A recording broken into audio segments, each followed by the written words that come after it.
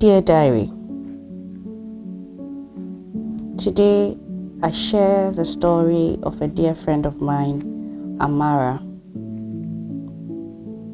She happens to be the only girl among 3 boys or gentlemen of her parents. Amara's parents were divorced at an early age. Her mother got to take the 3 boys, and then she happened to live with her dad for a while. Her father remarried, so she lived with her stepmother. She went through a lot with her stepmother, and at a point, her stepmother passed on. So her father gave her to her mom, thinking that she had gone through so much with her father's wife and been through, well, a lot of trauma in her father's house. Amara still preferred to live with her dad than her mom. She was sent to Accra to live with her mother. Her mother wasn't comfortable in Accra.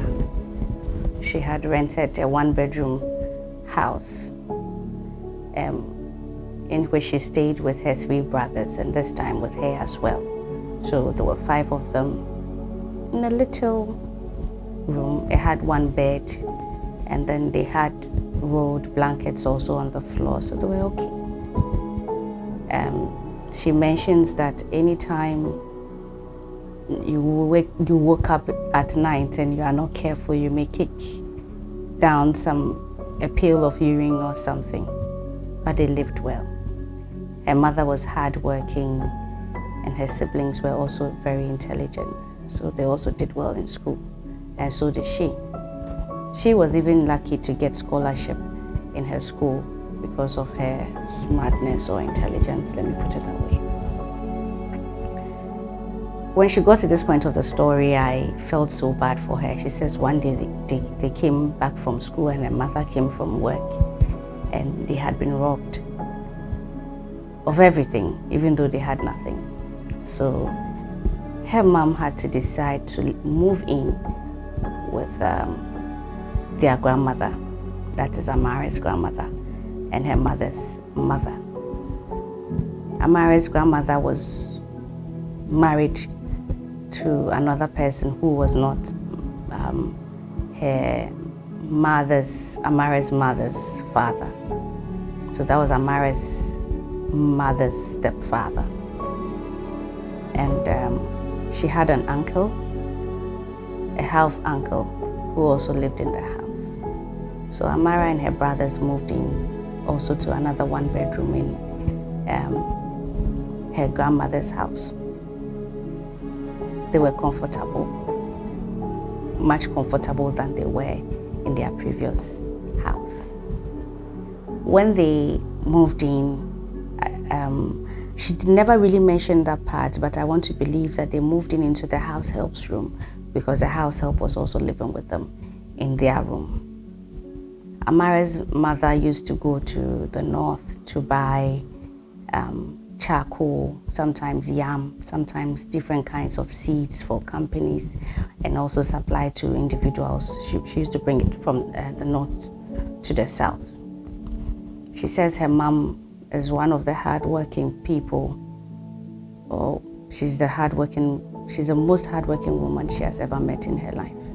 And I have met her and I can testify to that. On one of her mom's treks, Amara mentions that her uncle, whose room was next to theirs, that is her half uncle, called her to his room. At the time, her brothers were asleep, and then the house help wasn't, but she was laying in bed. She says when she got to her uncle's room, her uncle immediately locked the door, took the key out and kept it under a pillow behind him. Her uncle was in singlets, and a pair of boxers. Immediately, he asked her to sit down. She was like, why? He was like, oh, sit down, I want to talk to you. So she sat down. Amara was smart. She looked naive, but she was smart. So the uncle started. He passed his hands around her chest, came down her chest almost to her breast, fondling with her. And then she says immediately, she asked him, Ofa, then are we?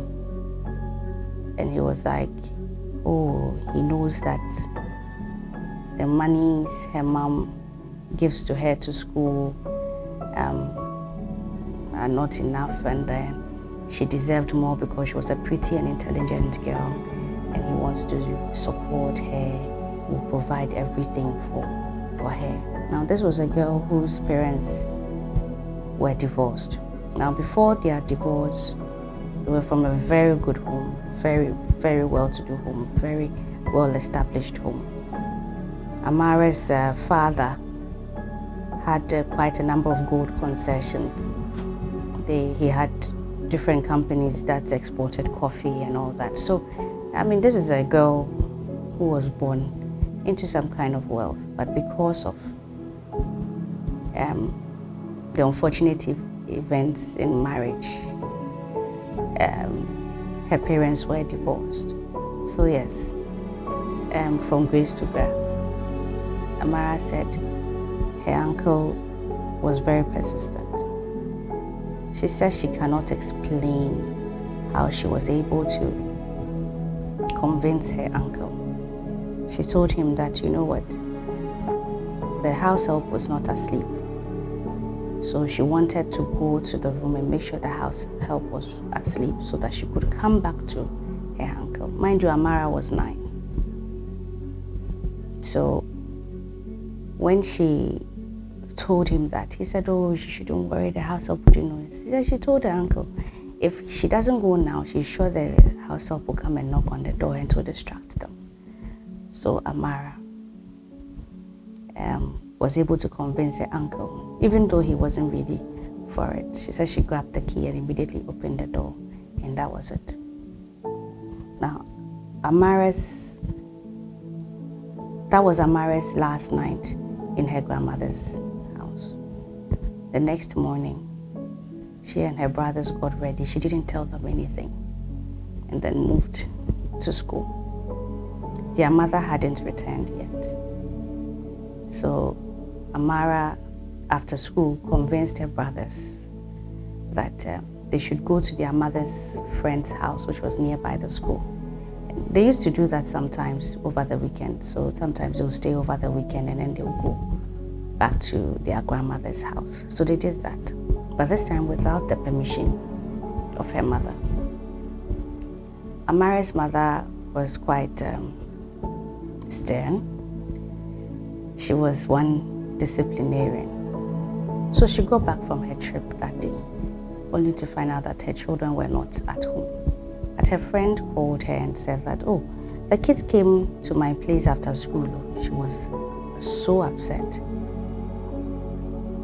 Amara couldn't tell her mother why they went there. And when the mother inquired, her brother said Amara was the one who said they should go there.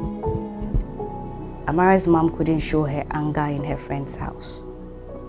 So the next day, that was a Friday, when she went to school, she spoke to one teacher and told her teacher what had happened. Now, at this point, I'm thinking I have an idea what she went through. She said the teacher asked her more than she could count if she was sure, because the issue was quite delicate. She says, the teacher said, are you sure, Amara? Are you sure? Tell me again. How did your uncle touch you? Did he touch your head? Are you sure? Maybe he wasn't just... She said she's never been asked, are you sure? So much in her life that she actually felt she was not sure. Then soon after, her teacher gave her a letter to give to her mother to come to the school. Now, this is a single mother who has gone through so much through divorce and was already struggling on her own. Then she gets a letter that she should come to school because of her daughter. A typical African mother would discipline you before you go to school, even though she doesn't even know why she's been invited. What did you do in school? What have you done?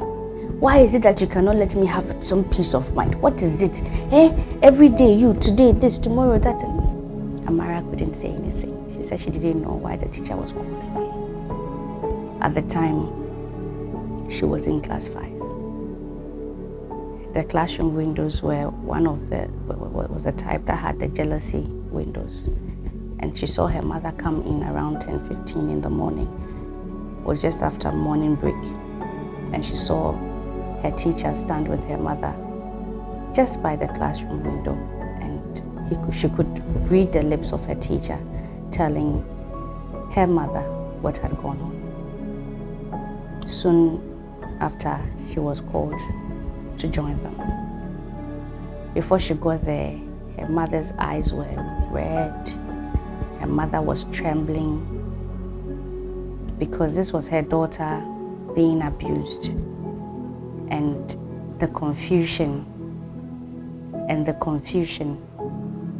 of how to salvage the issue or how to solve it, whether to move out to nowhere or whether probably they should just stay there and pick up a fight and the family will break up. She didn't know what to do. So then another batch of "are you sure?" happens.